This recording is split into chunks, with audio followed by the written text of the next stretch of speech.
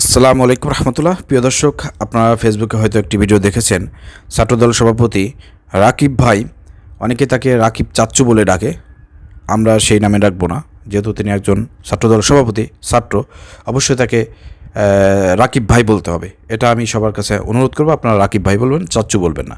তো তিনি ছাত্রদলকে নিয়ে একটা ঘরোয়া পরিবেশে একটা প্রোগ্রাম করতেছিলেন, সেখানে তিনি একটা বক্তব্য দিয়েছেন। প্রিয় দর্শক, বক্তব্যটা খুবই মারাত্মক, জামাত শিবিরের বিরুদ্ধে এবং বৈষম্য বিরোধী ছাত্র আন্দোলনের বিরুদ্ধে তিনি তার বক্তব্যটা। প্রিয় দর্শক, চলেন সেই বক্তব্যটা আমরা শুনে আসি।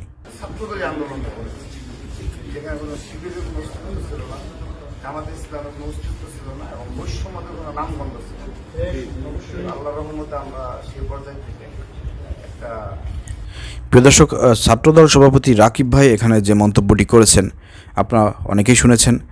এই বক্তব্য নিয়ে আমার আপত্তি আছে, কারণ এখানে তিনি নিজেদের ক্যাডিটটা এমনভাবে তুলে ধরেছেন যে অন্যরা যে এখানে আন্দোলন করেছে, সংগ্রাম করেছে, তাদেরকে একবারে গুনার মধ্যেই ধরে নাই, তাদের কোনো অস্তিত্বই ছিল না। চিন্তা করে দেখেন, তিনি বলতেছেন যে ছাত্রদলই এখানে আন্দোলন করেছে, এখানে শিবিরের কোনো অস্তিত্ব ছিল না, জামাতের কোনো অস্তিত্ব ছিল না, আর বৈষম্য বিরোধী ছাত্র আন্দোলনের তো কোনো নামগন্ধই ছিল না। চিন্তা করে দেখেন, তিনি তার নেতাকর্মীদেরকে এই বক্তব্য দিচ্ছেন। তো নেতাকর্মীরাও আনন্দ উৎফুল্ল যে এখানে শিবির নাই, জামাত নাই, বৈষম্য বিরোধী ছাত্র আন্দোলন নাই, সব ক্রেডিট আমাদের। তারাও গর্বে বুকটা ভরাই ফেলতেছে একেবারে। দেখেন কিভাবে জুলাই আগস্টের আন্দোলন, এই 5 আগস্ট কীভাবে বিকৃতি হয়, কিভাবে ইতিহাস পরিবর্তন হয়, তার কিন্তু একটা নমুনা চিত্র আমরা দেখতে পাচ্ছি। এখনও ছাত্রদল, বিএনপি, যুবদল তারা ক্ষমতায় আসতে পারে নাই, বিএনপি ক্ষমতায় আসতে পারে নাই। এখনই যদি এই অবস্থা হয়, আমি বলেছিলাম প্রথম থেকে যে বিএনপি ক্ষমতায় আসতে পারে, এই জুলাই আগস্টের আন্দোলন, এই 5 আগস্ট সব কৃতিত্ব সব কিছু তারা তাদের করে নেবে।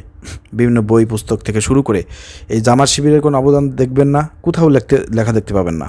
এরপরে আপনার বৈষম্য বিরোধী ছাত্র আন্দোলন, তাদের কোনো নামগন্ধই থাকবে না।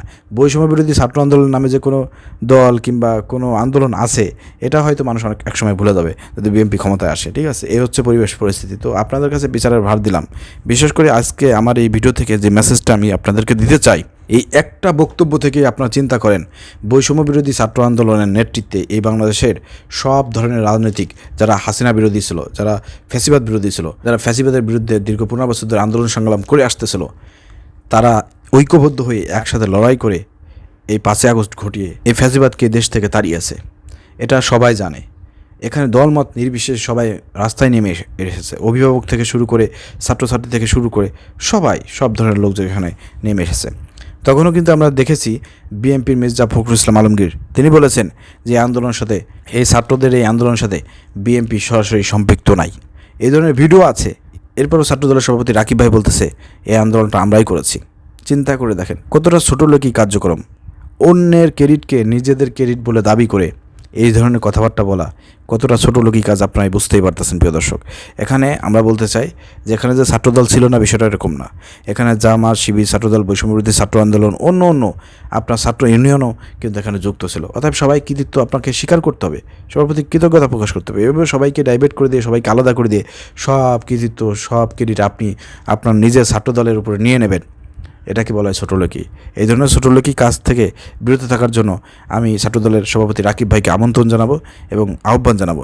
এর সাথে সাথে আমাদের বিএনপির যিনি তারেক রহমান রয়েছেন, যিনি ছাত্রদলকে কন্ট্রোল করে থাকেন এবং ছাত্রদল বলে থাকে যে তারেক রহমান হচ্ছেন আমাদের অভিভাবক, তাহলে এই ধরনের কথাবার্তা বলে আপনারা তারেক রহমানকে অপমান করবেন না।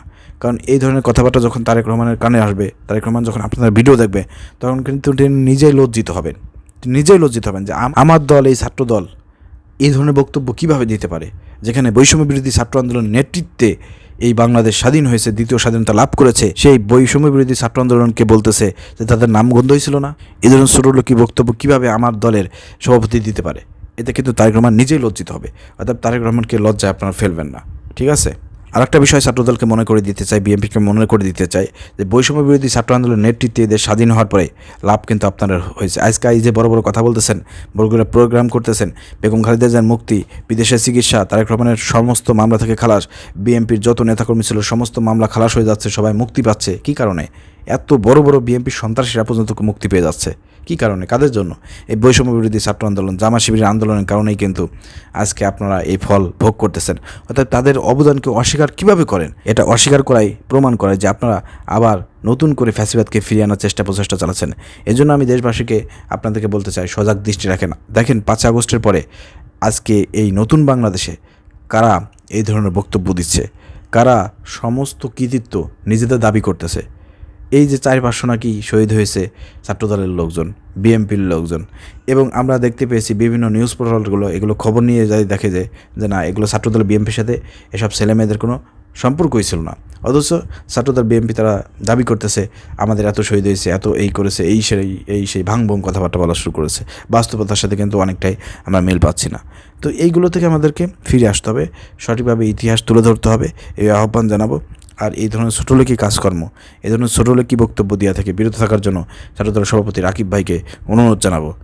সেই সাথে দেশের জনগণকে বলতে চাই, আগামী ডিসেম্বর এবং জানুয়ারি ফেব্রুয়ারির মধ্যে কিন্তু নির্বাচন হওয়ার সম্ভাবনা আছে।